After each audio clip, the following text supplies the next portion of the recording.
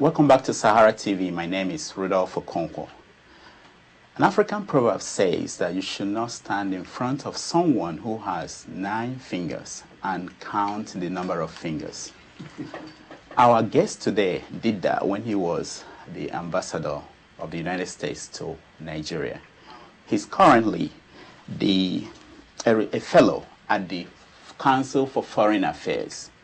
In 2010, he wrote a book called Nigeria, Dancing on the Brink. Welcome to the show, Ambassador Thank Campbell. you very much. It's good to be here. Let me start by asking you, is Nigeria still dancing on the brink? Yes, Nigeria is still dancing on the brink. What do I mean by dancing on the brink?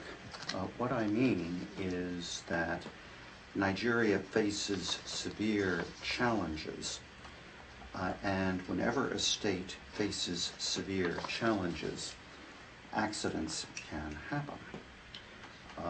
In the case of the history of Nigeria, the most acute example of Nigeria falling over the brink was the crisis of 1966 and 1967, which led to the Civil War and more than 1 million people dead. The 3 crises that I would identify that Nigeria faces right now is Boko Haram in the north, the continued ethnic and religious conflict in Plateau State, which has resulted in some places in something that resembles ethnic cleansing, and then the renewed threat of militant violence in the oil-producing parts of the Niger Delta.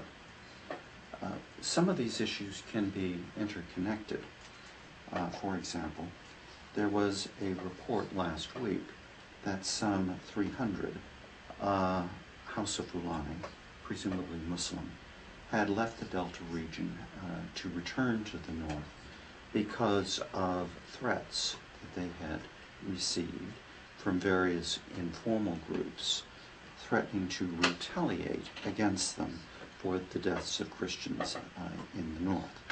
So yes, with these 3 major challenges, Nigeria continues to dance on the brink. And for those of us who love Nigeria, the great hope must be that the government, civil society, the country in general, will do all that it can to move back from the brink.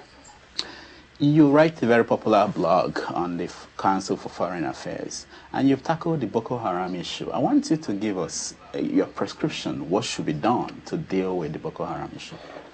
Very simply, I see Boko Haram not as primarily a security problem that can be addressed by assigning ever greater numbers of troops or police in the north.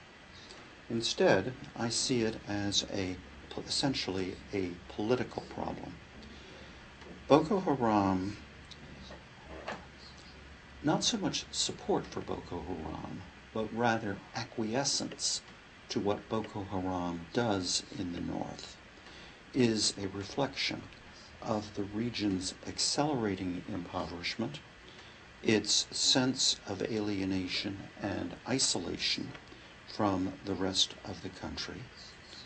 Underlying it is a sense that the April 2011 elections, which are regarded as credible in the rest of the country, in the north, those results are not regarded as credible. There continues to be a resentment at what was in effect the end of a form of power sharing called zoning.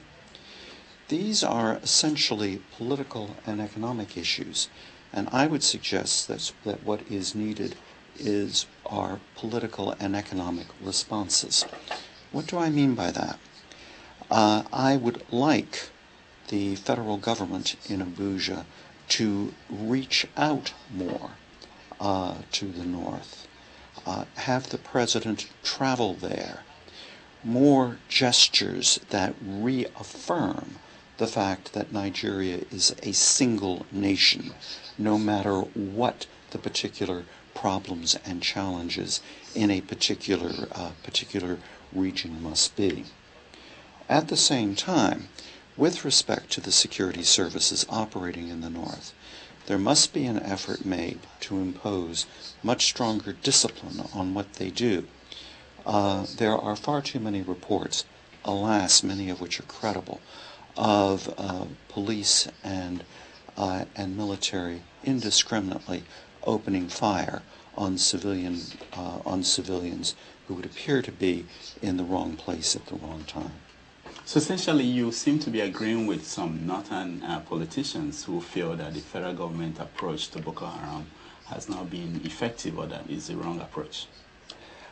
Well, I would suggest that the approach up to now has clearly been ineffective because there has been no reduction in Boko Haram activities. In fact, rather to the contrary, it looks like the number of instances are increasing. Now, when we talk about Boko Haram, I think we have to be very careful. Boko Haram looks like it's highly diffuse, highly decentralized. Defining what Boko Haram is and what it stands for specifically is often very difficult to do.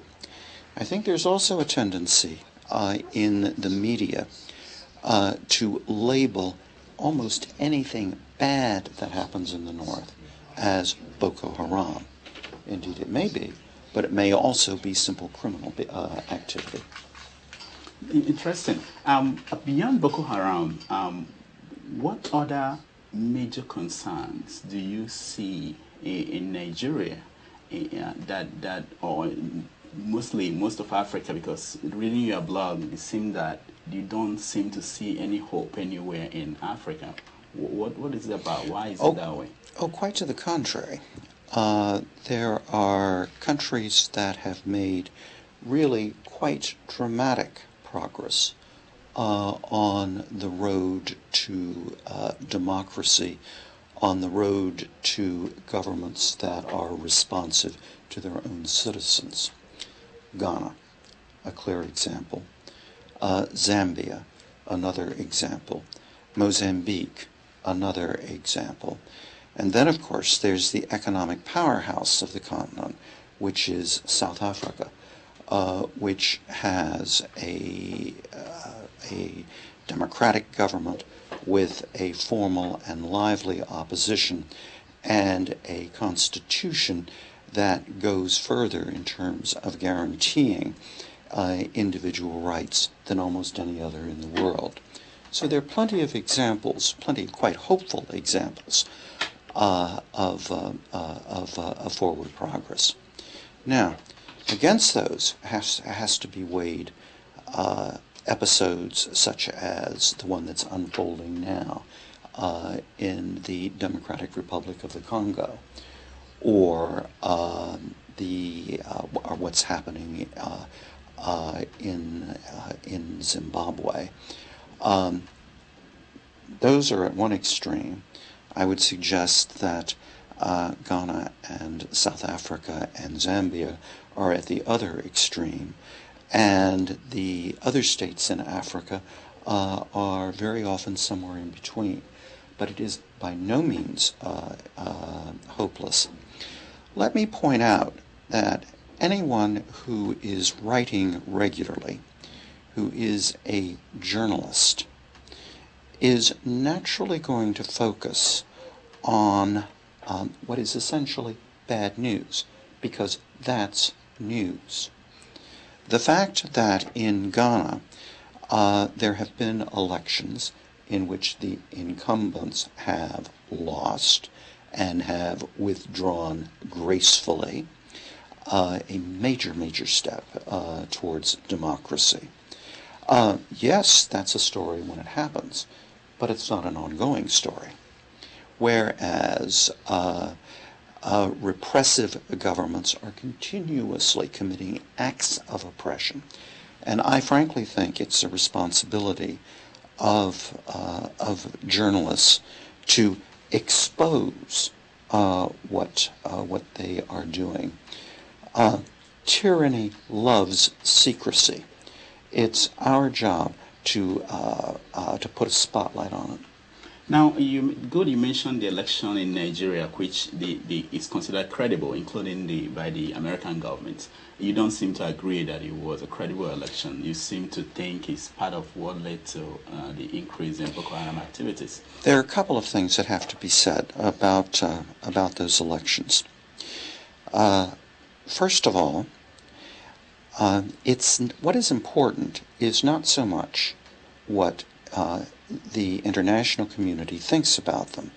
What's important is what Nigerians think about them. And there, it seems to me that there's a very clear division in the country. In the South, the South and much of the Middle Belt, those elections are regarded as credible. In the North, they are not. That is what is of concern to me. Clearly, the actual polling, the actual act of casting ballots was much better than it had been in the past. Plenty of people, however, have questions about how, in some areas at least, the ballots were actually counted. Again, those are interesting historical details and questions. What really matters is how the elections are perceived by the Nigerian people. And there, I think, there is a significant difference between the North and the rest of the country. If you were still ambassador in Nigeria, would you have advised your government to call the election credible based on what you know? Advise the American government to call it credible. If I were ambassador, what I would do is what I did in 2007. And that is, we would look at what international observers were reporting. We would look at what the embassy itself saw, and we would pay particular attention to what Nigerian civil society was saying.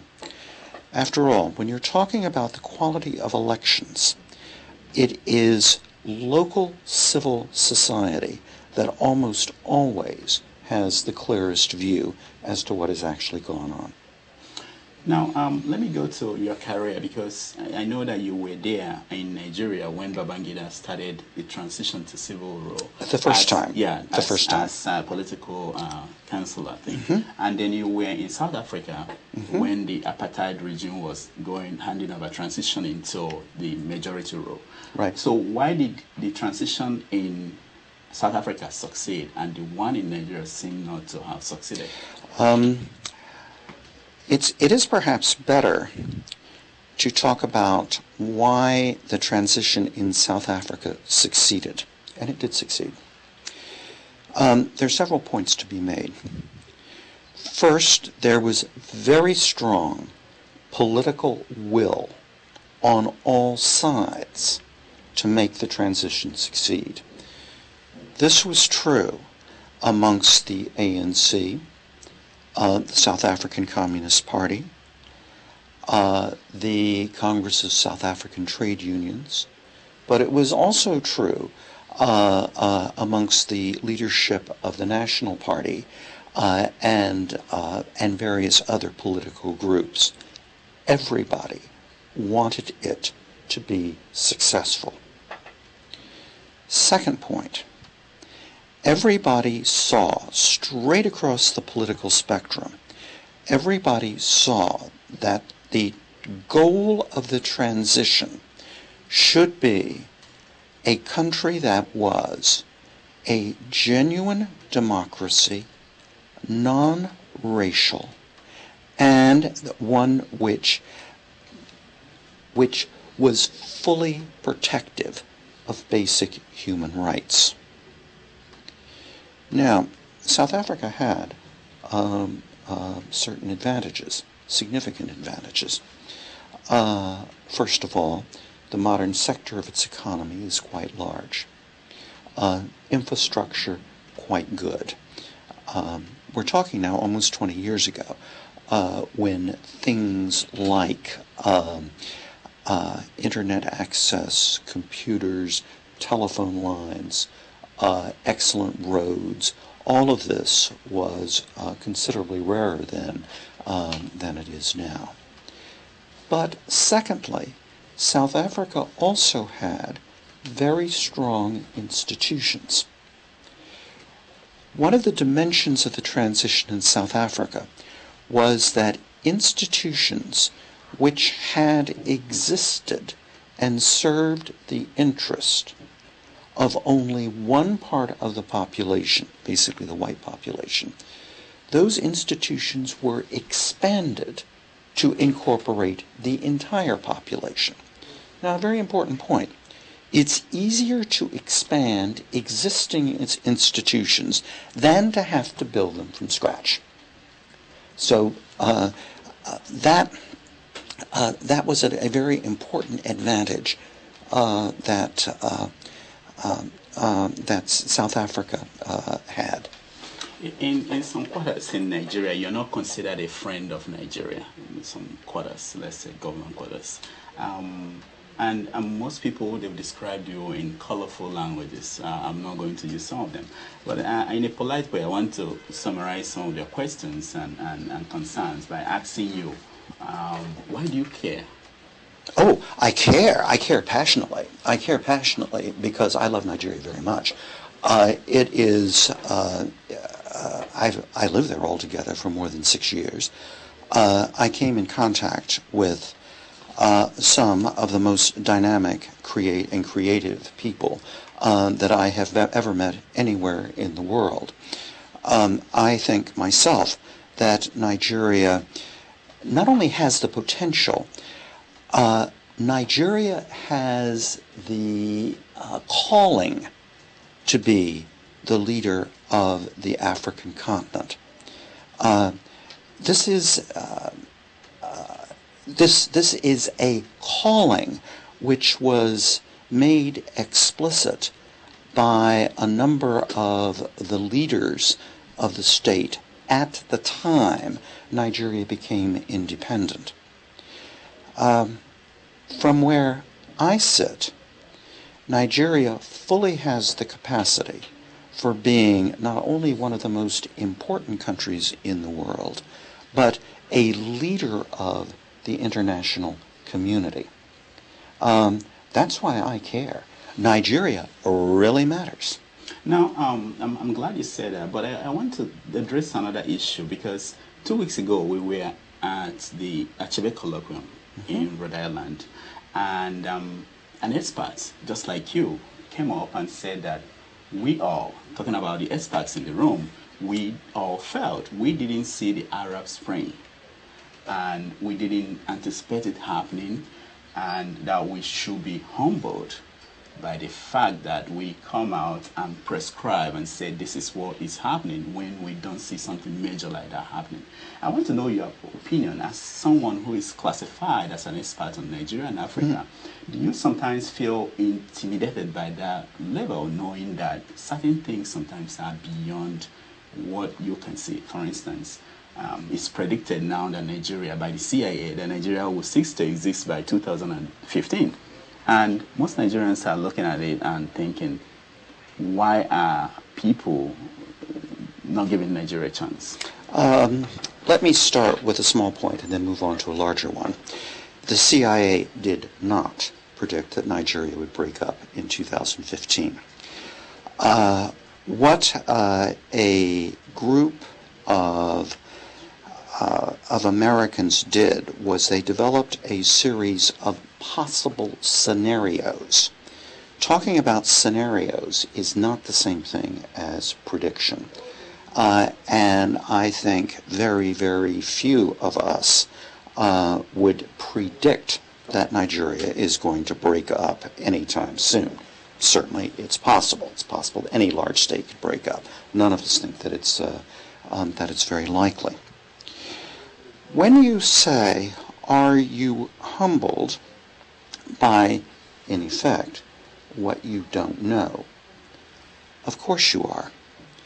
But the point is that you have to write and speak about what you understand at any particular moment, fully recognizing that you may be wrong. Because if you do not, then in effect, a conversation or a dialogue about international relations breaks down. It dries up. So I write all the time on issues where if this were heaven, and it's not, my knowledge would be vastly more perfect than it is. But not to write means that then there's no public comment, there's nothing for people to react to, there's no conversation. Well, when I round up, I want to know you were in Nigeria for 3 years as an ambassador.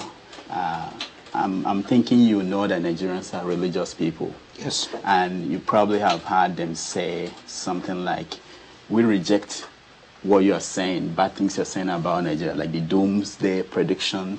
We send it back to the sender. We don't accept it. It's not our passion. Those are the kind of expressions that Nigerians use. Do you feel that it's a form of escape from dealing with the issue? How do you, when you confront Nigerians who seem to look at your position as that of someone peddling negative pictures of the country? Several points to be made there. It is perfectly true that Nigerians are a people who are profoundly religious. I regard myself as religious as well.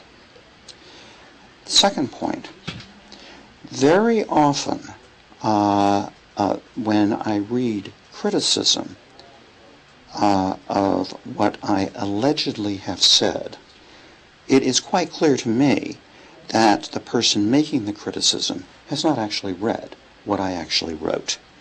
What I have written tends to be very carefully balanced and nuanced. What frequently happens is that individual phrases are taken out of context and built into a narrative with very little qualification. What is frequently lost sight of is that the criticisms that I am making will have to do not with Nigeria, certainly not with the Nigerian people, but rather with the Nigerian political system, and particularly the behavior and policies of certain politicians.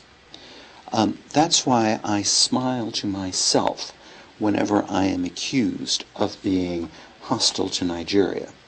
If I were hostile to Nigeria, I would simply shut up and be quiet. It's because I love Nigeria that I refuse to be silenced. Thank you very much, Ambassador Campbell. Thank you very much. We've been talking to the ambassador who is currently a fellow at the Council of Foreign Affairs. The show will continue. We'll be right back. Thank you.